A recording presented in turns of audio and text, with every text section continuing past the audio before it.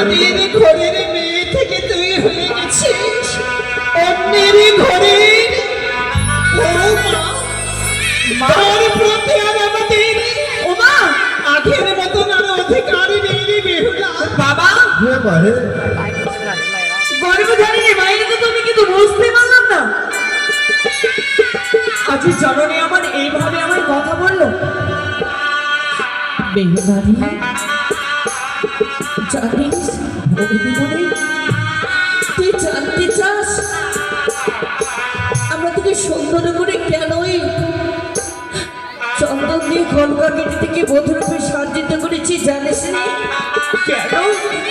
ওরে আমার হতভাগিনী কি করে আমি বলি তোকে আচ্ছা আমার মুখখানি যেন ফেটে যায়নি। কেন তোমরা গোপন কথা আমায় বলতে পারছো না? ওরে আজ তোকে বিদায় হয়ে চলে যেতে হবে শ্বশুরালয়ে।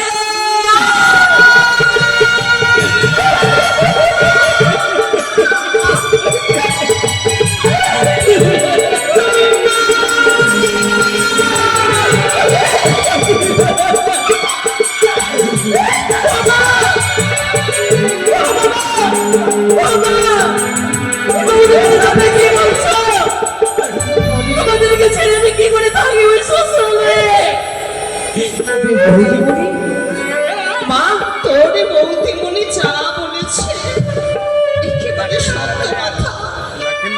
তোকে যে চলে যেতে হবে সেই শ্বশুরালয়ে। না মা না, আমি তোমাদেরকে ছেড়ে আমি কিছুদিন থাকতে পারবো না। এই হচ্ছে নিয়ম, এই হচ্ছে রীতি। মা এই কেমন নিয়ম? আমি তোমাদের নিয়ম আমি কিছুতেই মানি না। জানো মা জানো বিদায় হচ্ছে বেদনা, বিদায় হচ্ছে বিচ্ছেদ। বিদায় কথা ছোট হলেও বিদায় করে দেওয়া যে বড় কঠিন। মা আমি তোমাদেরকে ছেড়ে আমি কি করে থাকবো বলো না? ও বাবা তুমি একদিন তোর মতন আমিও এই ঘরে এসেছিলাম। তোর বাবা আমায় এই ঘরে বধ করে নিয়ে এসেছিল। চলনি আজ তোকে যে না তোর মন চাইলেও যে তোকে যেতে হবে সেই স্বামীর মা। তাই আমি কি বলে জানিস মা? জানো মা জানো এই দেবতার মতো বাবাকে ছেড়ে দেবীর মতো মাকে ছেড়ে আমি কি করে থাকবো পরের ঘরে? তুমি বলো না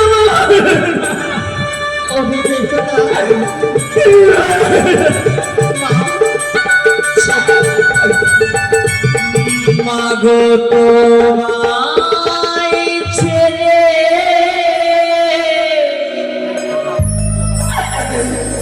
কেমন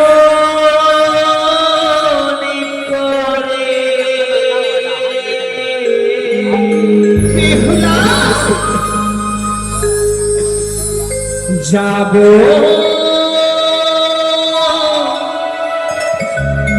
পরে ঘরে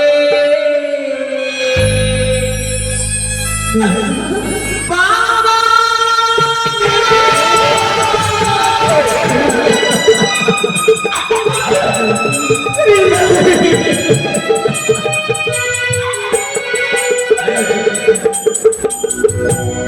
বাবা তোমায় ছেড়ে কেমন করে যাব স্বামীর ঘরে?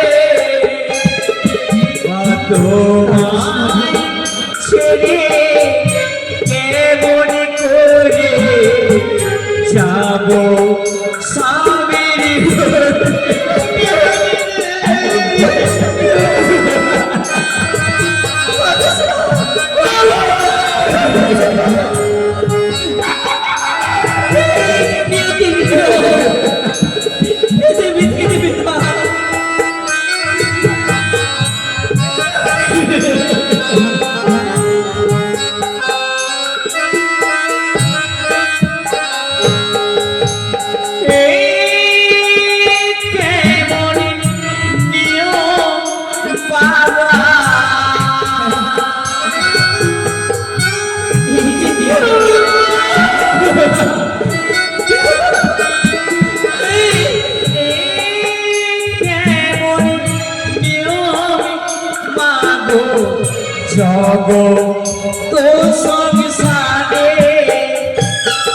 মাগো তোমায় ছেড়ে কেমন করে যাব স্বামীর ঘরে বাবা তোমায় ছেড়ে কেমন করে যাব স্বামীর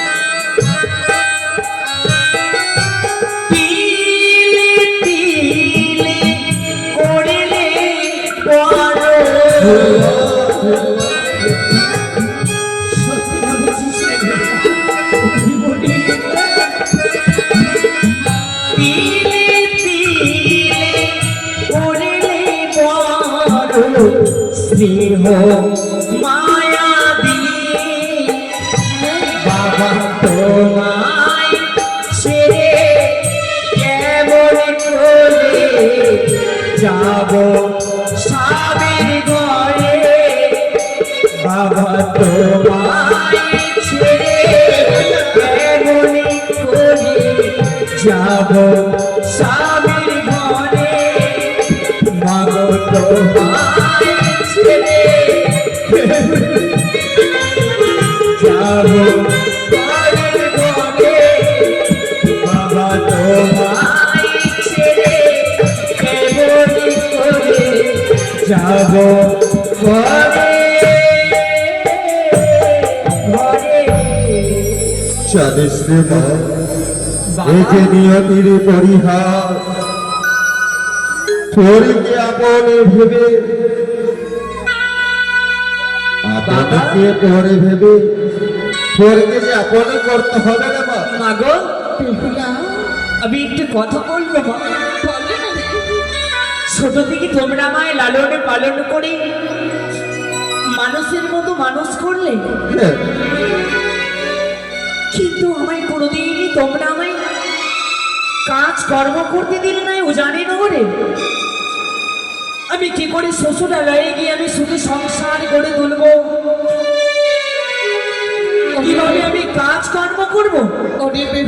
আমি তো কিছুই জানি না বাবা। সত্যই বলেছিস রে মা। আমি এই বিদায় কালে তোকে ঠিক করে শ্বশুরালয়ে গিয়ে কি করতে হয় আরে কি করতে হয় না মা, আমি তাই তোকে বলি তুই কর্ণপাত করে শ্রবণ কর মা। বেশ বলো মা। আরে ও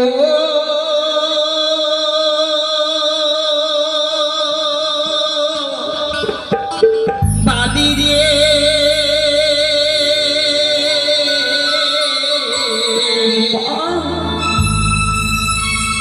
ওরে যাবো বাদি শ্বশুরের কোলে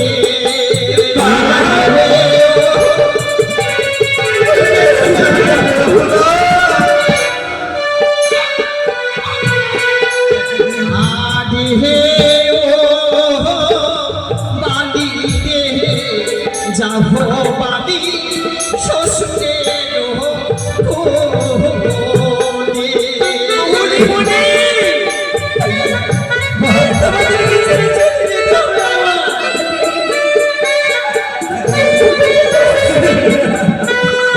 ওরে শ্বশুর শাশুড়ি হই মহা তো জানে বলি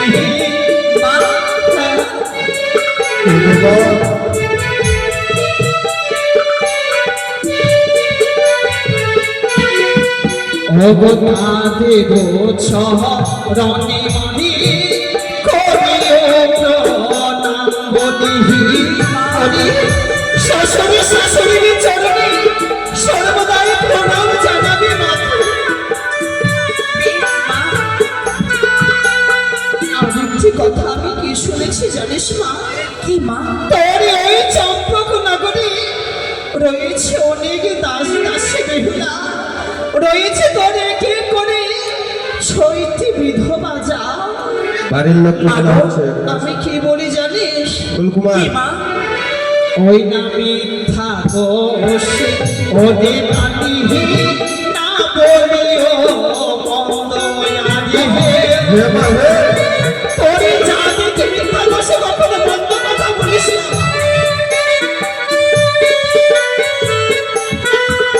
আরে আলোই আছে দাসো দাসী মা করিও দ্বন্দ্ব কখনো কারো সঙ্গে মুখের উপর কথা বলবি না রে মা।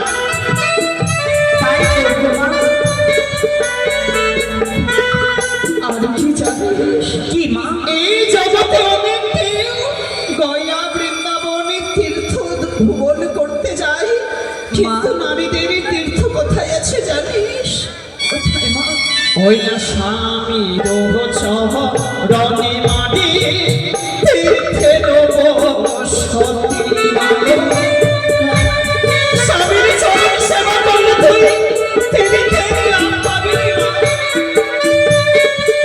মাগো, আমি কি করবি জানিস? কি করবো ওই মা? স্বামী দেখবি তোরে ঘরে রয়েছে রাজপ্রসাদ, তুই রাজার বৌমা, অনেকগুলো অন্ন রয়েছে জননী, কিন্তু তৈরি করা অন্ন নয়।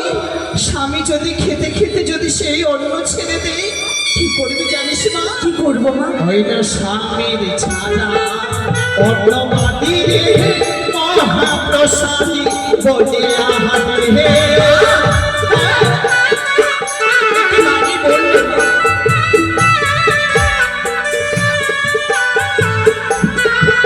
আরে ভক্ত লোক রিলে বাড়ি মুক্তি পথ মিলে আহারে হে মা, তোমার এই কথাগুলো আমি শ্বশুর হয়ে আর কি জানিস বেদিনা? ওই না স্বামীর দেবা ছিঁড়া বস্ত্র লক্ষ টাকা বলে আহারে হে মা, বেদিনা কি বলছো মা?